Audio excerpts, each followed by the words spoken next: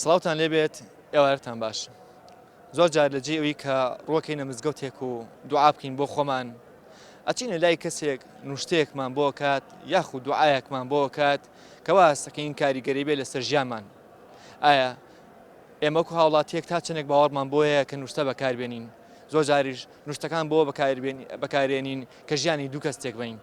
زۆر جار لەگەڵ ڕێزمانە لە بینی بووک و خەسوویەکە یاخود لە بینی ژن و مردێکە ئەم نوشتەیە بەکارێنن. ئەگەر بڵین بینی خۆشمان بێ بە چرپە بڵین، زۆر جار بەرپرسەکانی ئەم وڵاتەش نوشتە بەکارێنن لە یەکتریەکەن لەگەڵمان نابن. هۆکارێکیەوە بێ کە بێ باوڕیە بەخوا. نوشتە و دوعا خۆ شتێکی باش نییە. باوەڕ بە نوشتەیە؟ پێم هەیە. هیچ باوەڕێکم بە نوشتە نییە. هەرچی زۆرە نوشتەکەن زۆرە. باوەڕم پێی نییە بە هیچ شێوەیەک. ئەو شتەی خوای گەورە پێی خۆش نەبێ ئەبێ ئێمەش پێمان خۆش نەبێ. هیچ باوەڕم پێ نییە. نوشتە هیچ بڕوام پێی نییە. ئەسڵەن ئەوانی کە نوشتەشەکەن جاهیلن. نوشتەکردن ئەهلی شەیتانێکە. ئەو کەسانێک کە ئیمانیان پێی نەبێت یعنی حەق نییە بیکەن لەبەرەوەی کە شتەکە ئیمانی پێدا نەیزان. بەڵێ ئافرەتێکی بەڕێز هاتبوو شتیان بۆ نووسی بوو. جەنابی وابزانم بە چی شەریعەتێک ئەتوانێت ئەو تەلاقە چاک بکاتەوە؟ ئەوە هەر خیانەتە حەسەنەوە خۆی لەگەڵ شەریکی ئاگرە. پارێکی زۆریان لێسەر واتوە مزگەوتە ئەلاساس کە من کچەکەی مناڵی بێ. ئەوە تاوانبارن. دێگە قورعانەکەی خۆیان بخوێن زۆر لەوە باشترێکە کەلکی وە لە یەکێک بڵێ دوعایەکەم بۆ بکە بە 5 وەرەقە. پێویستە ئێمە تەنها داوا لە خوا بکەین. ئەو نوشتەیە تەئسیری بۆ ئەو هەیە هەر لە ڕووی دەڕوونی خۆی و خۆی تەئسیر لە خۆیەکە. باوەڕمان پێیەتی بە نوشتە. بەڵام نوشتەکردنەوە ئیشی ئینسانی موسڵمان نییە. بە 5 وەرەقە بە 6 وەرەقە بە 7 وەرەقە بڵێ ئەوانە درۆ ئەکەن لەگەڵ خوایە، ئەوانە جادوگەرن، ئەوانە سێحربازن، ئەوانە خیانەتکارن.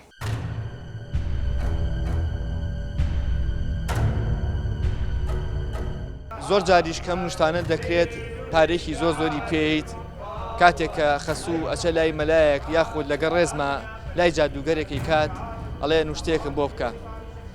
ئایا ئێمە پەنابەرینە بەر ئەو دوعانەی کە یەکەین ڕۆژانە بەرامبەر بەخوا و سەیری ئاسمانەکەین یان ئەم نوشتەیە بمێنێتەوە لەگەڵمان نابن؟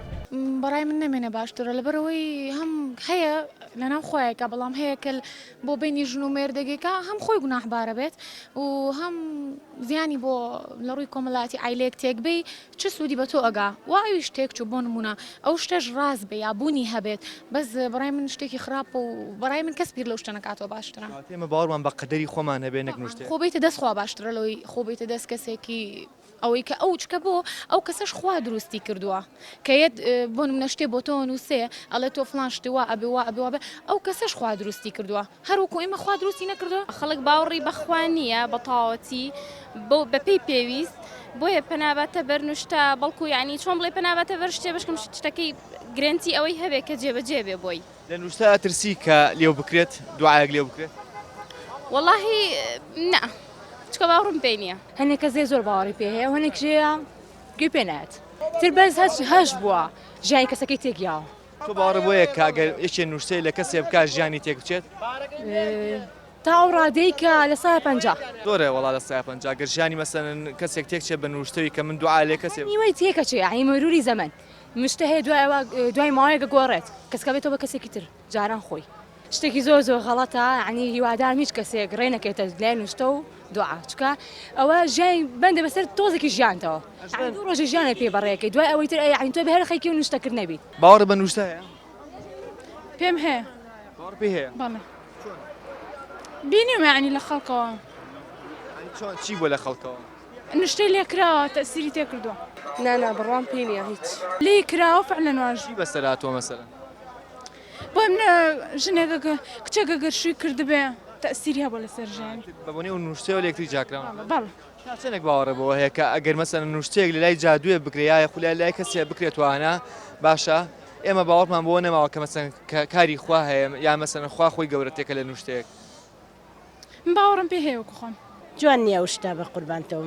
زۆر جا مەسەن خەڵک هەیە نوشتە بۆ نمونە لە مێردەکەیەکە مێردەکەی چێ لە ژنەکەیەکە خەسووە چێ لە بووکەکەیەکە بووکە چێ ئەمانە چیم نەریتە چێ لەناومانە تا چەندێک بمێنێتەوە باشەمانە؟ نەریتە بەسە قەوم کۆنا هیوادارم نەمێنێ خەڵک هانای بۆ نەبا هانا ئەوڵ بۆ خوابەرە دوم بۆ زمانی خۆ زمانە لە هەر شوێنە شیرین بێخۆ شیری نەبی پێویست ناکە بەخوا بە نوشتە و بە دوعا بۆ شتانە. ئەوانی کە نوشتەشەکەن جاهیلن نەزانن نەفامن شەریک بۆ خوا پێیاکەن ئەوە شتێکە دوژمنی دین و برعانە شتیوە هەر نابێت ئەوە نەفسیان مرتاحە بێناوەشتە قەت ئەسڵ وەساسی نییە تۆ گەڕاستەکەی پشت بە قورعان بەسە پشت بە سنت بەسە ئەو نوشتەکردنە بەرامبەر بە یەکتری دیارە لە ئاسی عقلێتێکە من پێم وایە و کەسانەیە و شتا ئەکەن ناژڵێم لەگەڵ ڕێزمان لە عقلێتی حیوانی جەچێتە دەرەوە شکە باوەڕ ناکەم حیوانی ژەگەر تۆزێک عقلی بە باوەڕی بە نوشتە نابوو تۆ هەستی بچی نوشتە بکەی لە لای شێخێ لە لای مەلایە لە لای فلانە کەس بۆ چی پێویستەکە دڵ ئاجزیەکەی کێشەیەکت هەیە لەگەڵ کابرا لەسەر حەقت ئەوەی حەقی خۆتی لێ بکە ئەمە بێشەرعیە تۆچی بۆ لای شێخێ ئەچی بۆ لای مەلایە نوشتە بکەی ئێمە کۆمەڵێتە کێ هەیە لە سلێمانیا کە دۆستی ئێمن و کەسی ئێمن هیچی نوشتە و نوشتەکاری ناکە شێخی طریقەت تااقەتی نوشتەی نییە مەلای ڕاستی تااقەتی نوشتەی نییە تێگەی برا بە قوربان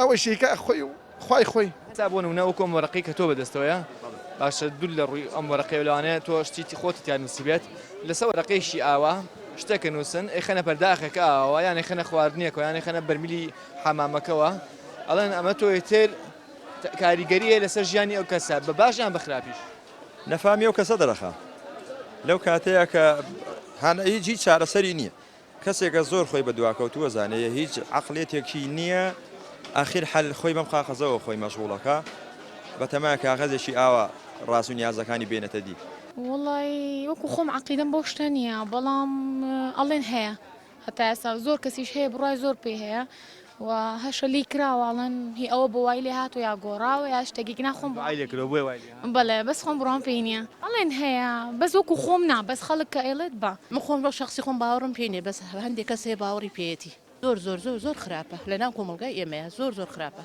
ئەوە هیچ ڕاست نییە من پێم ڕاست نییە قەت لە ژیان تا نوشتە لە تۆ کراوە مەسەن هەستەکەی نەخێر باشە هەنێک کەس هەیە چێت بۆ ئەوەی کە کوڕەکە ڕقی لە دایکی ئێستێ یان بۆی کە کچەکە ڕقی لە دایکی ئێستێ چه نوشتێکی لێکات 200,000 پێیا بە نوشتەکە دوایی کاریگەری نامێنێ یا مەسەن کاریگەری لەسەر نییە ئەم نەریتە بمێنێتەوە جوانیان ناومانەیان نامێنێتەوە هیچ باش نییە ئەوە ئەگەر خۆشەویستی بینی کەسەکانە بێ هیچ پێویست ناکاوشتانە بێ لە بینیانە ئەوە لە ڕقێکە لە دڵی خۆیەتی لەوە چێ ئەو پەنا بۆ شتە با لە ڕقی دڵی خۆیە باشە ئێمە باوەڕمان بە بوونی قەدەرەکانی خۆمان هەبێ باشە یان باوەڕمان بە کاغەزێکە بێ کە ژیانمانە گۆڕێ باوەڕمان بە قەدەرەکانە بێت تەبان قەدەر شتێکی زۆر ڕاستە ئەبێ باوەڕی تەواومان پێی هەبێ لەبەرەوە چارەنووسی مرۆڤ دیاریەکە قەت نوشتە لێکراوە نەخێر لێترسی نەخێر بڕوان پێی نییە بە هیچ شێوە کەسێ کامەسەنەڵەن بڕۆ بۆ لای فڵان کەس نوشتێکە بۆکە علەمێتیان نامێنێت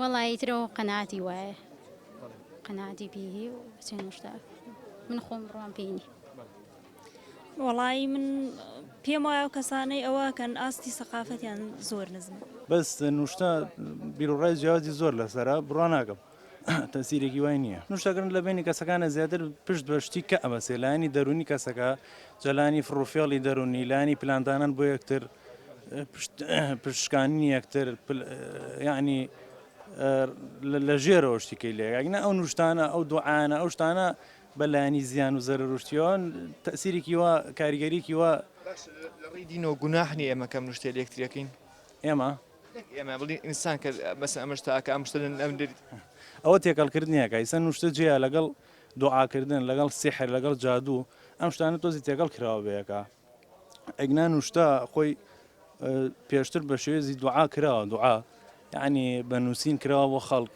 ئیسفادەی لێکراوە بە نووسینی دوعاکە ئیسفادە بۆ خەڵکەکە بۆ بەس ئێستا بۆ بە جادوو بۆ بە سیحر بۆ پلاندانانەوە دروست نییە بێشەوە باوەڕم پێی نییە ناوەڵا هیچ بیر و بۆچوونی خۆیەتی پەیوەندی بە سەقافەتی کەسەکەەوە هەیە هەستەکەی کاریگەری نوشتە مەسەن لەسەر ئێمە ئەگەر بۆ نمونە خوا نەخواستە من لە کەسێکی بکەم یان کەسە لە منی کام ژانی من تێکە چی یان شتێکە کە ئەسڵەن خورافاتە و لەخوا گەورەتر نییە مەسەن لەو مەسەلە نەخێر ناوەڵا هەموو شتێ ئینسان ئەگەڕێتەوە بۆ بیر و باوەڕی خۆی ئێمە یعنی هەتا زیاتر بڵین بیر و باوەڕمان بەخوای گەورە بێ پشت بەخوای گەورە بەستین و هەر ئەوەیە هیچی کە نییە لە توانای کەسانیە ژیانی کەس بگۆڕێت زۆر جاریش لەگە ڕێزمە چۆن لە سەرم کتێبە نووسراوە من و خەسووم نوشتە و دوعاکردن لە بینی خەسوو و کاکرێت لەم کۆمەڵگای ئێمەیە ئەچن نوشتە لە یەکتریەکەن 200,000 لە پیاوەکە ئەستن و 200,000 جوانە ئێن بە نوشتەیەک و وازانن کاریگەری ئەبێ لەسەر ژیانی ئەو کەسە ئاخر ئەگەر تۆ باوەڕ بەخوا هەبێ کەواتە قەدەرەکانی خوا ڕاستە نەکەوەی کە نوشتەیەک تۆ بەکاری بێنی لای جادوویەک لەگە ڕێزمە. قوربان ئەگەر ئەو بڵێن ئێوە لە لای خەسووی خۆشەویست بێ ڕاستەوخۆ بەو شێخە بڵێ بەو مەلایە بڵێ دوعام بۆ بکە. دوعایەکی خەیرم بۆ بکە. دوعا بخوێنە بەسەر شەکرا، بەسەر خوێیە، بەسەر نانە کە خۆی نمەکە. باشە بەڵام پێویست ناکە حەسێ بچێ بە غیلافی شەرع. جارێوە هەر غیلافی شەرعە. بچێ لە لای شێخی یا لە لای مەلایە بڵێن شتێکم بکەم خۆم لەگەڵ ئەوانی بڕەم لەگەڵیان نییە. من غشنا فليس منا پێغەمبەر صلی الله عليه وسلم فەرمێت ئەوەی کە غەشکا لە ئومەتی من نیامەیەک دوعا هەیە. دوعا بۆ ئەوە نییە کە لە بینی ژن و مێردا بکرێەوە ئەوە ساحیریەت. دوعای ئاەتی قورعان هەیە بۆ ئەوەیە کە محافەزەی لێ بکات. بۆ چییە محافەزە؟ قورعان خۆی هەر محافەزەیە کاتۆتە خوارەوە. کەلامێکی خوایە. بەڵام ئەو کە ئەکرێ بە نوشتە و تجارەتی پێواکرێ ئەوە خیانەتە. قوربان ئەمە زۆر دوورە لە ئیسلامەوە. ئەمە هەر لە ئیسلامە ئەم شتە نییە چووکە پێغەمبەر صلی الله علیه و سلم خۆی فەرمێتی ئەوەی خەریکی نوشتە و جادو فاڵ و ئەم شتانەیە لە ئێمە نییە، بەریە لە ئێمە. لە ئیسلامە ئەمە نییە. ئەوەشی کە دوای ئەوەکە یعنی شتێکە ئەوانەیە ڕێزمەیە بۆ قۆڵبڕین و دەستبڕینی خەڵکو و بۆ چاوەشەکردنی خەڵکە. بەڕاستی شخصی خۆم باوەڕم پێی نییە و باوەڕش پێ ناکەم. هیوادارم هیچ کەسێ هانای بۆ نەبا. ڕۆژان نوشتە لە تۆ کرابێ بەبوونی مەسەن ئەوەی کە تۆ کەسێکی زۆر باش ویسپێتیان ژانی تۆ تێک بن؟ وەڵاهی حالیەن هیچ کەسێ بەرامبەرم خراپ نەبووە. هەرچی کەسێکیش هەستم کردووە تۆزیە بەرامبەرم خراپە بە زمانی شیرینی خۆم وام لێ کردووە کە ئەو منی خۆش بێ و منجرەوم خۆش بێ. ئافرەتێکی بەڕێز هاتبوو شتیان بۆ نووسی بوو. یعنی هیچیشی لەوە نەبوو کە بڵێن لە شەریعەتی ئیسلامی لە قورئان نوێشە. ئەنواع شت بەسەر یەکا تێکڵەکە حروف و نازام حروفی ئەبجژمار و ئەم جۆرە شتانە. ئەمە هەر نییە یعنی لە ئەساس ئەم شتە. بەڵام چاوەزار هەیە. دعای چاوەزار بسم الله العالمین ئەوە لە ئاەتی قورئانە هەیە ئەوە محافەزە ئەگە ئەیتوانی خۆت بیخوێنیت تێگەی لە ماڵی شۆ دەیمێنین هەر بۆ محافەزە جارێ هەر پێشەوە ئەو نەوانەی کە قورئانیان هەیە لە ماڵۆدایان ناوە حیفزیان کردووە ئەوە تاوانبارن. تێگەی قورئانەکەی خۆیان بخوێن زۆر لەوە باشترێکە کە بچی وەلای یەکێک بڵێ دوعایەکەم بۆ بکە بە 5 وەرەقە. طبعا پاری پیاوە قابلە خۆ بەبێ نابووی مەسەن حساب بڵێن کێشەیەکی لە ماڵەوە هەیە ئەو کێشەی هەلبێ ینی بۆ نمونە بڵێم 34 ساڵم بۆ پێش ئافرەتی بەڕێز پارێکی زۆریان نێسەر وات بۆ مزگەوتە على ئاساس کە من کچەکەی مناڵی بێ یعنی شتی وا نووسرابوو لە عینەکە ڕەقەمی موبایل و مار و پەیشۆ و نازام ئەنواع حروفی ئەبجەدی و لە ئاخیریشا چەند کەلیماتێ نووسابوو ئینسانی ینی ڕێزمێ بۆ کەناڵەکە ئێوە بۆ هەموو لایەکیش ئینسان ناتوانێت شتێ یعنی شتێکی وە نەبێ ئەدەبیش لە ئاخرین شتەکان نووسرابوو. وەکو بازە دوعانووسێ خۆیان بروتە بەردەم ئەڵێ ئێمە ئالوبەیت هیچ ئالوبەیت نییە و درۆەکە ئالوبەیت نییە هیچ ئالوبەیتی پێغەمبەر ئەو کەسەتانێک کە دانیشتووە بۆ خوا خۆی مسەخەر کردووە تێگەی بەدەیان مریدی ڕاستی هەیە لەگەڵێ ئەوانە ئالوبەیتی پێغەمبەرن هیچ ئالوبەیتی پێغەمبەرە زۆر ڕاستەوە شەریک بۆ خوا پێیاکە کە تۆ لە کەسێک ترچی لای کەسێک تر دوعاکەیت و نوشتەکەی یعنی تۆ ئیمان بەخوانیە و گوێ بۆ لە خوا ناپەڕێتەوە.